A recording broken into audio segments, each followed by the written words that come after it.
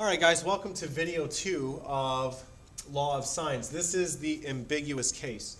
So there are three possible outcomes when we have the case of side-side angle. Okay, this is different from that first video because in those two examples I had two angles. Well, what happens if I only have one angle? Okay, so the possible outcomes refer to the number of possible solutions, which relates to the number of possible triangles being able to be drawn. So there's going to be one solution, no solutions, and two solutions. So these are the examples I'm going to follow. The first one's going to be a one solution triangle using this case, then a no solutions, and then two solutions. So the reason why we call this the ambiguous case is that when we start to solve this triangle, can be multiple possibilities. So it just depends on what we're given, whether or not this triangle is going to work, and if we're going to be able to solve all the missing pieces of that triangle. Okay, so here is our first example. One solution. Solve the triangle ABC if A equals 43 degrees, A is 81, B is 62. So notice that I have one of the sides opposite the angle given. So I drew my triangle. The ratio I know is A over sine of A. That's what I know because I have the angle and I have the side length. So now I can start trying to solve this. So I can't do the angles here. I've got two of the sides. Okay, so we're going to start by trying to find this missing angle B. Okay, so I set up my ratio, law of sines right there. Okay, I cross multiply just like I did before. So I substitute my values, I cross multiply, and I'm left with 81 sine of B equals 62 sine of 43. So that means the sine of B equals 62 over sine of 43 divided by 81. So I divided each side by 81. And then I have sine of B equals this decimal. Okay, well, to find the missing angle, I use inverse sine of that number. So I get B equals 31 degrees. So I have this angle that's 31 degrees. So I found one of my missing angles. Now, this is where you can think about, could there be a second choice? Well, the sine, think about sine of 1/2, okay? Sine of 1/2 on the unit circle happens in two spots, doesn't it? Okay? If you think about 30 degrees and 5 pi over 6, that's where the sine is 1/2. Two answers. So now I actually have to consider the other possibility. So if I take 180 minus the angle I just found, B sub 1, which was 31, I get 149. Now, this is a case where there's only going to be one possibility because B2 does not work, since if I added all three angles up, 149, 31, and 43, I would have a sum larger than 180. So this answer would not work. So the only possibility for angle B is to be 31 degrees. So to find the final angle, I take 180 minus the sum of A and B. So 43 plus 31, I get C being equal to 106. Okay, so now I have all three angles, and I've got to find the final missing side. So there's my law of sines ratio. C divided by sine of C equals A over sine of A. That's the known ratio. And now I'm going to find that missing side length, C. So I go ahead down here. There's the substitution. Okay, I plug in what I know for angle C, side A, and angle A. I solve for C, so we cross multiply. And I get C equals 81 times the sine of 106 over sine of 43, which is approximately 114.2 in length. Okay, so that's a triangle with one solution.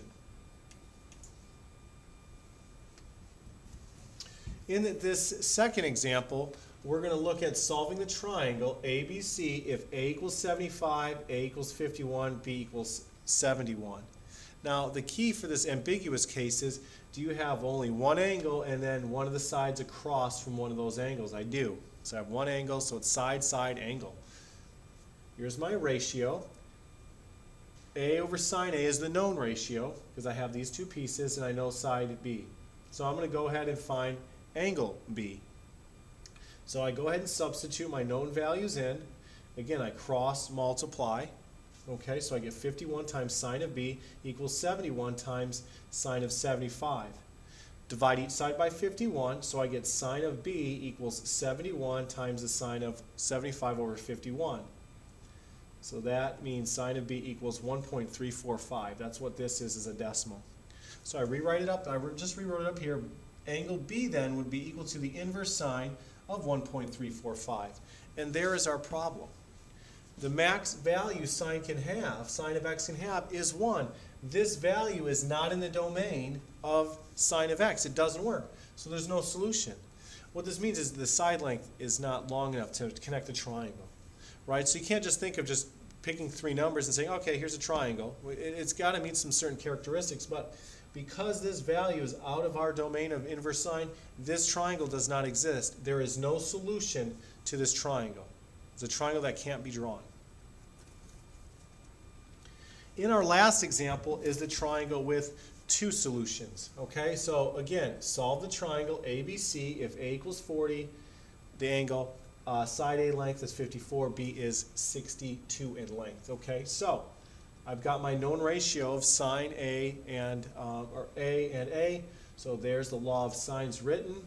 Second step is the substitution for everything I know. And again, I'm finding angle B here. That's the only thing I can do. I have one ratio, one side length. I can't use sine C, so I have to find B. So I cross multiply, and I get 54 sine of B equals 62 sine of 40. To get sine of B by itself, I divide each side by 54, and I get approximately 0.738. So I take inverse sine of this to find angle B, which is 48 degrees. So remember, there are 2 spots where sine is going to equal this value. It's going to be in the first and second quadrant. In case number 1, B1 would be 48. Case number 2, it would be 132, because I take 180 minus that. So here's our 2 cases of this angle B. It can be 48, okay? So when I do that, 180 minus angle A plus B, I get 92 degrees for side C1. I'm going to call it C1 because it's case 1. So that triangle works. But what happens if I subtract 48 from 180? So I go ahead and do that, and I get 132. Now, what happens if I add those 3 angles, A, B, and C2? So 40 plus 132 is 172, so that final angle, C2, would be 8 degrees. So that triangle works. So both 48 and 132 work because the triangle sum is 180 degrees. So let's look at finishing up this triangle. How do I do that? Well, the triangle would look something like this. Okay, our B value and our C value. So we have this little triangle, and I separated the little piece over here, and we have the big triangle. So we do the same thing. We start with C1. There's that 92, okay, because A and B, right? So we plug in 92, and that B value was 48. So here's C2, so we have the final angle, and now we find the missing side. C1 equals sine of C, A over sine A, and I go ahead and solve it like I did before, cross multiplying. C1 equals 54 sine of 92 over sine of 46. Or excuse me, sine of 40, which is approximately 84 in length. In the second triangle, the angle where angle C2 was 8 degrees, we had 180 degrees minus A minus B2. So that's just a repeat from the previous board. So 40 minus, so we're going to have 172 here. That total from 180 is 8. Okay, now I find the final missing side, C2. Almost the same ratio as this, but just using C2. Okay? So I go ahead and substitute what I know. When I solve for C2, I get 11.7. So that's the only value there that's going to differ. Okay? So that's sine, law of sines, the ambiguous case where there's 1 solution, no solution, and 2 solutions. If you guys have any questions or comments, let me know, and we'll see you next time.